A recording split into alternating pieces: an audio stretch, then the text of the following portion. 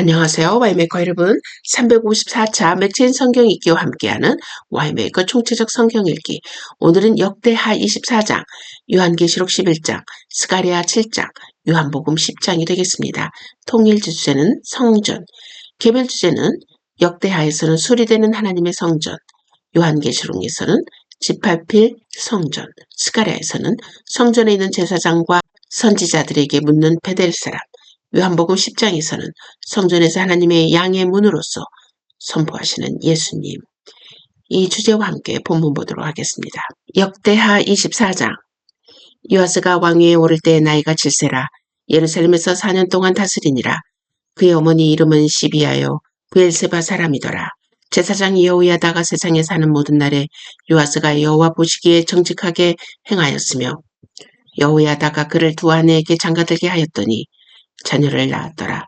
그 후에 요아스가 여호와의 전을 보수할 뜻을 두고 제사장들과 레위 사람들을 모으고 그들에게 이르되 너희는 유다 여러 성읍에 가서 모든 이스라엘에게 해마다 너희 하나님의 전을 수리할 돈을 거두되 그 일을 빨리 하라 하였으나 레위 사람이 빨리 하지 아니한지라. 왕이 대제사장 여호야다를 불러 이르되 네가 어찌하여 레위 사람들을 시켜서 여호와의 종 모세와 이스라엘의 회중이 성막을 위하여 정한 세를 유다와 예루살렘에서 거두게 하지 아니하였느냐 하니 이는 그 악한 여인 아달랴의 아들들이 하나님의 전을 파괴하고 또 여호와의 전의 모든 성물들을 바알들을 위하여 사용하였음이었더라. 이에 왕이 말하여 한 궤를 만들어 여호와의 전문 밖에 두게 하고 유다와 예루살렘에 공포하여 하나님의 종 모세가 광야에서 이스라엘에게 정한 세를 여호와께 드리라 하였더니 모든 방백들과 백성들이 기뻐하여 마치기까지 돈을 가져다가 궤에 던지니라. 레위 사람들이 언제든지 궤를 메고 왕의 관리에게 가지고 가서 돈이 많은 것을 보이면 왕의 서기관과 대제사장에게 속한 관원이 와서 그 궤를 쏟고 다시 그곳에 가져다 두었더라. 때때로 이렇게 하여 돈을 많이 거둠에 왕과 여호야다가 그 돈을 여호와의 전 감독자에게 주어 석수와 목수를 고용하여 여호와의 전을 보수하며 또 철공과 노쇠공을 고용하여 여호와의 전을 수리하게 하였더니 기술자들이 맡아서 수리하는 공사가 점점 진척되므로 하나님의 전을 이전 모양대로 견고하게 하니라. 공사를 마친 후에 그 남은 돈을 왕과 여호야다 앞으로 가져왔으므로 그것으로 여호와의 전에 쓸 그릇을 만들었으니 곧 섬겨 제사 드리는 그릇이며 또 숟가락과 금은 그릇들이라. 여호야다가 세상에 사는 모든 날에 여호와의 전에 항상 번제를 드렸더라. 여호야다가 나이가 많고 늙어서 죽으니 죽을 때에 130세라. 무리가 다윗성 여러 왕의 묘실 중에 장사했으니 이는 그가 이스라엘과 하나님과 그의 성전에 대하여 선을 행하였음이더라. 여호야다가 죽은 후에 유다 방백들이 와서 왕에게 절하매 왕이 그들의 말을 듣고 그의 조상들의 하나님 여호와의 전을 버리고 아사랴 목상과 우상을 섬겼으므로 그 죄로 말미암아 진노가 유다와 예루살렘에 임하니라. 그러나 여호와께서 그들에게 선지자를 보내사 다시 여호와에게로 돌아오게 하려 하심에 선지자들이 그들에게 경고하였으나 듣지 아니하니라. 이에 하나님의 영이 제사장 여호야다의 아들 스가랴를 감동시키심에 그가 그 백성 앞에 높이 서서 그들에게 이르되 하나님이 이같이 말씀하시기를 너희가 어찌하여 여호와의 명령을 거역하여 스스로 형통하지 못하게 하느냐 하셨나니 너희가 여호와를 버렸으므로 여호와께서도 너희를 버리셨느니라 하나 무리가 함께 꾀하고 왕의 명령을 따라 그를 여호와의 전 뜰 안에서 돌로 쳐 죽였더라. 요아스 왕이 이와 같이 스가랴의 아버지 여호야다가 베푼 은혜를 기억하지 아니하고 그의 아들을 죽이니 그가 죽을 때 이르되 여호와는 감찰하시고 신원하여 주옵소서 하니라. 1주년 말에 아람 군대가 요아스를 치려고 올라와서 유다와 예루살렘에 이르러 백성 중에서 모든 방백들을 다 죽이고 노력한 물건을 다메섹 왕에게로 보내니라. 아람 군대가 적은 무리로 왔으나 여호와께서 심히 큰 군대를 그들의 손에 넘기셨으니 이는 유다 사람들이 그들의 조상들의 하나님 여호와를 버렸음이라. 이와 같이 아람 사람들이 요아스를 징벌하였더라. 요아스가 크게 부상함에 적군이 그를 버리고 간 후에 그의 신하들이 제사장 여호야다의 아들들의 피로 말미암아 반역하여 그를 그의 침상에서 쳐 죽인지라. 다윗성에 장사하였으나 왕들의 묘실에는 장사하지 아니하였더라. 반역한 자들은 암몬 여인 시므앗의 아들 사밧과 모압 여인 시므릿의 아들 여호사밧이더라. 요아스의 아들들의 사적과 요아스가 중대한 경책을 받은 것과 하나님의 전을 보수한 사적은 다 열왕기 주석에 기록되니라. 그의 아들 아마샤가 대신하여 왕이 되니라. 요한계시록 11장. 또 내게 지팡이 같이 갈대를 주며 말하기를 일어나서 하나님의 성전과 제단과 그 안에서 경배하는 자들을 측량하되 성전 바깥 마당은 측량하지 말고 그냥 두라. 이것은 이방인에게 주었은즉 그들이 거룩한 성을 42달 동안 짓밟으리라. 내가 나의 두 중인에게 권세를 주리니 그들이 굵은 베옷을 입고 1260일을 예언하리라. 그들은 이 땅에 주 앞에 서 있는 두 감람나무와 두 촛대니 만일 누구든지 그들을 해하고자 하면 그들의 입에서 불이 나와서 그들의 원수를 삼켜버릴 것이요 누구든지 그들을 해하고자 하면 반드시 그와 같이 죽임을 당하리라. 그들이 권능을 가지고 하늘을 닫아 그 예언을 하는 날 동안 비가 오지 못하게 하고 또 권능을 가지고 물을 피로 변하게 하고 아무 때든지 원하는 대로 여러 가지 재앙으로 땅을 치리로다. 그들이 그 증언을 마칠 때 무정행으로부터 올라오는 짐승이 그들과 더불어 전쟁을 일으켜 그들을 이기고 그들을 죽일 터인즉 그들의 시체가 큰 성 길에 있으리니 그 성은 영적으로 하면 소돔이라고도 하고 애굽이라고도 하니 곧 그들의 주께서 십자가에 못 박히신 곳이라. 백성들과 족속과 방언과 나라 중의 사람들이 그 시체를 사흘반 동안을 보며 무덤에 장사하지 못하게 하리로다. 이 두 선지자가 땅에 사는 자들을 괴롭게 한 거로 땅에 사는 자들이 그들의 죽음을 즐거워하고 기뻐하여 서로 예물을 보내리라 하더라. 3일 반 후에 하나님께로부터 생기가 그들 속에 들어가매 그들이 발로 일어서니 구경하는 자들이 크게 두려워하더라. 하늘로부터 큰 음성이 있어 이리로 올라오라 함을 그들이 듣고 구름을 타고 하늘로 올라가니 그들의 원수들도 구경하더라. 그때 큰 지진이 나서 성 10분의 1이 무너지고 지진에 죽은 사람이 7천이라. 그 남은 자들이 두려워하여 영광을 하늘의 하나님께 돌리더라. 둘째 화는 지나갔으나 보라 셋째 화가 속히 이르는도다. 일곱째 천사가 나팔을 불매 하늘에 큰 음성이 나서 이르되 세상 나라가 우리 주와 그의 그리스도의 나라가 되어 그가 세세토록 왕노릇 하리로다 하니 하나님 앞에서 자기 보좌에 앉아있던 24장로가 엎드려 얼굴을 땅에 대고 하나님께 경배하여 이르되 감사하옵나니 옛적에도 계셨고 지금도 계신 주 하나님 곧 전능하신 이여 친히 큰 권능을 잡으시고 왕노릇 하시도다. 이방들이 분노하며 주의 진노가 내려 죽은 자를 심판하시며 종 선지자들과 성도들과 또 작은 자든지 큰 자든지 주의 이름을 경유하는 자들에게 상 주시며 또 땅을 망하게 하는 자들을 멸망시키실 때로소이다 하더라. 이에 하늘에 있는 하나님의 성전이 열리니 성전 안에 하나님의 언약궤가 보이며 또 번개와 음성들과 우레와 지진과 큰 우박이 있더라. 스가랴 7장. 다리오 왕 제4년 9째 달 곧 기슬의 월 4일에 여호와의 말씀이 스가랴에게 임하니라.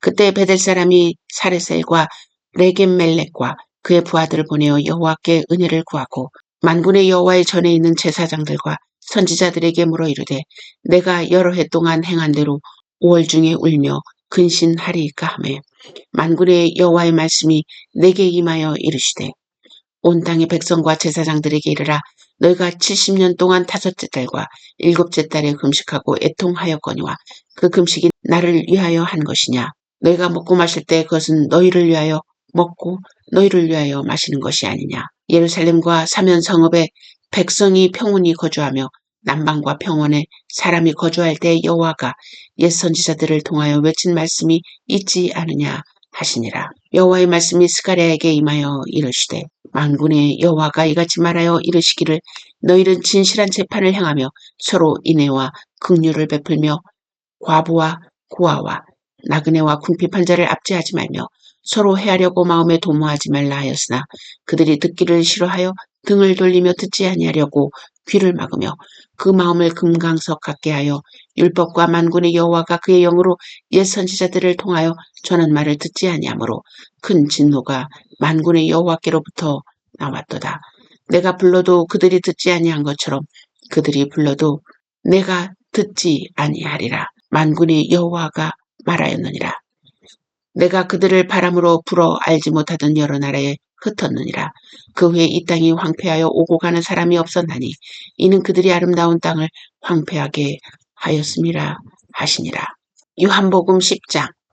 도둑이 오는 것은 도둑질하고 죽이고 멸망시키려는 것뿐이요 내가 온 것은 양으로 생명을 얻게 하고 더 풍성히 얻게 하려는 것이라.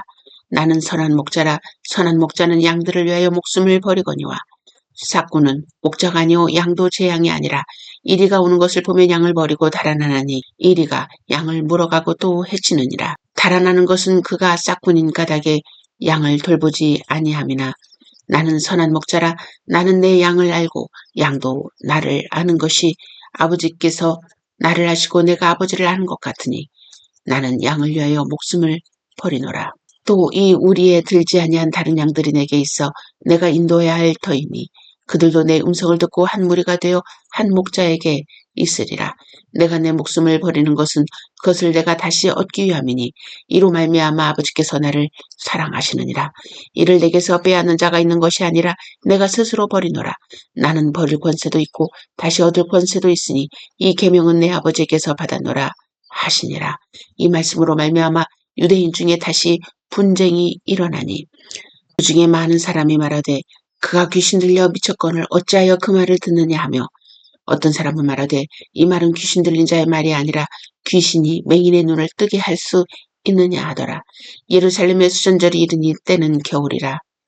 예수께서 성전한 솔로몬 행각에서 거니시니 유대인들이 애워싸고 이르되 당신이 언제까지나 우리의 마음을 의혹하게 하려 하나이까. 그리스도이면 밝히 말씀하소서 하니 예수께서 대답하시되 내가 너희에게 말하였으되 믿지 아니하는도다. 내가 내 아버지의 이름으로 행하는 일들이 나를 증거하는 것이거늘 너희가 내 양이 아니므로 믿지 아니하는도다. 내 양은 내 음성을 들으며 나는 그들을 알며 그들은 나를 따르느니라. 내가 그들에게 영생을 주노니 영원히 멸망하지 아니할 것이요 또 그들을 내 손에서 빼앗을 자가 없느니라. 그들을 주신 내 아버지는 만물보다 크심에 아무도 아버지 손에서 빼앗을 수 없느니라. 나와 아버지는 하나이니라 하신대.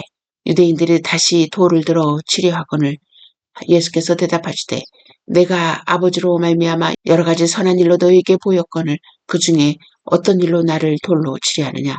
유대인들이 대답하되 선한 일로 말미암아 우리가 너를 돌로 치려는 것이 아니라 신성모독으로 인함이니 네가 사람이 되어 자칭 하나님이라 함이로라.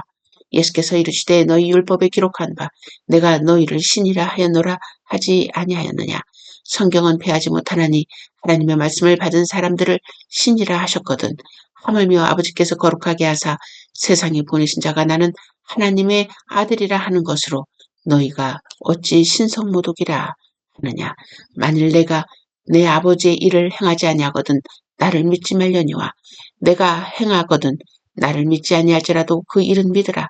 그러면 너희가 아버지께서 내 안에 계시고 내가 아버지 안에 있음을 깨달아 알리라 하시니 그들이 다시 예수를 잡고자 하였으나 그 손에서 벗어나 나가시니라.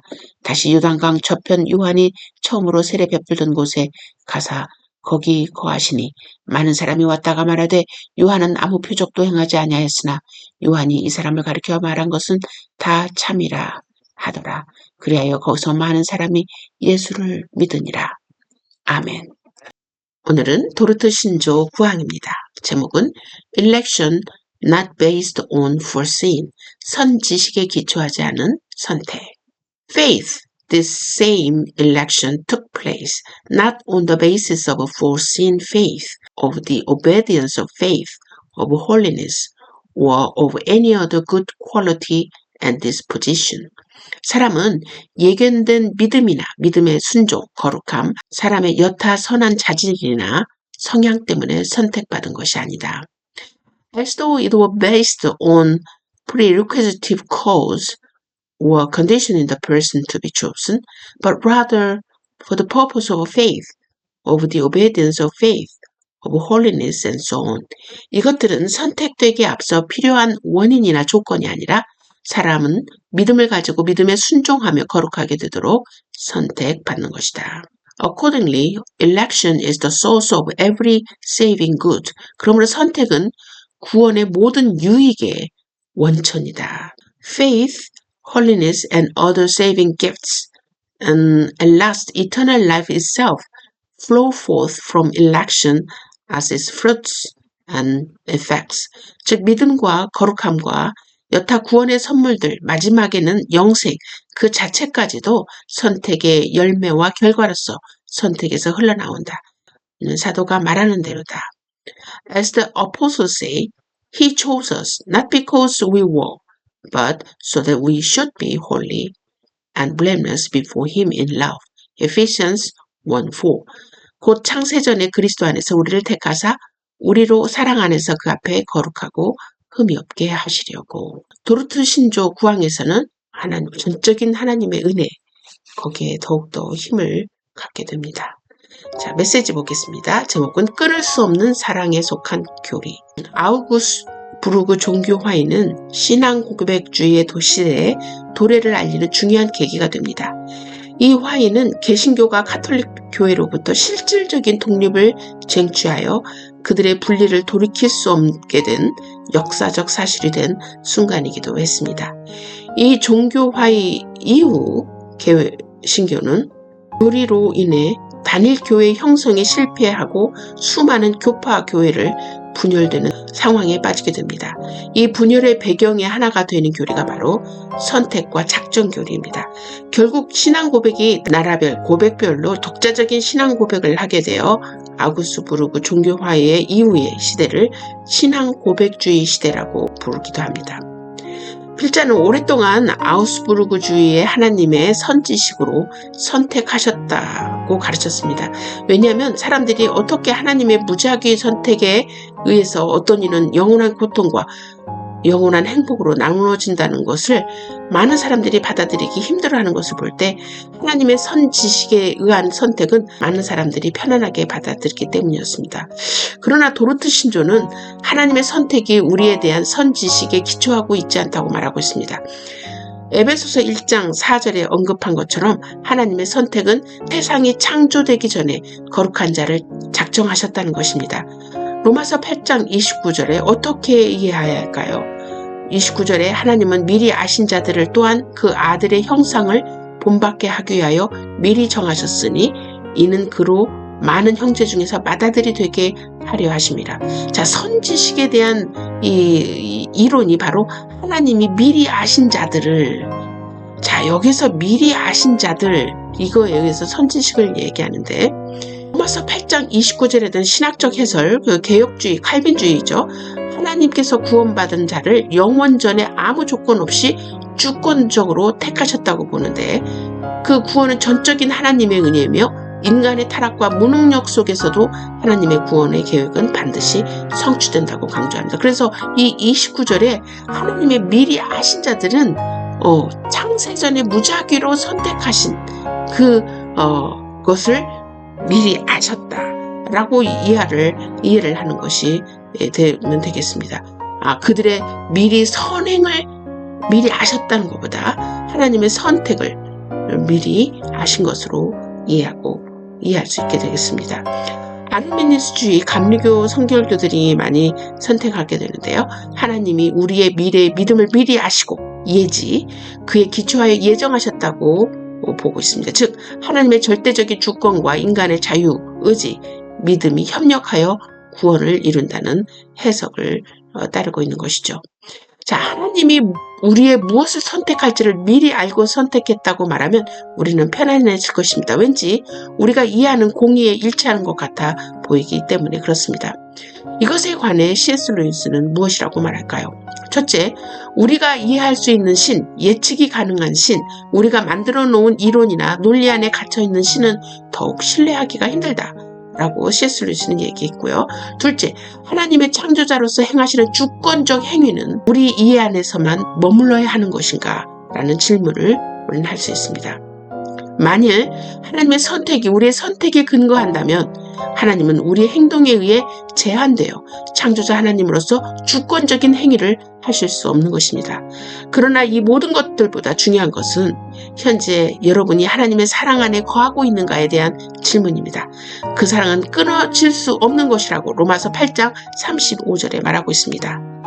그 끊어질 수 없는 그 사랑이 영원 전부터 계획되고 작정된 것이라면 더욱 위로가 되지 않겠습니까? 그러니 어서 이 사랑 안에 사람들이 들어올 수 있도록 최선을 다해 초청해야 할 것이며 우리는 그 사랑을 누리며 위로를 받는 삶으로 채워져야 할 것입니다.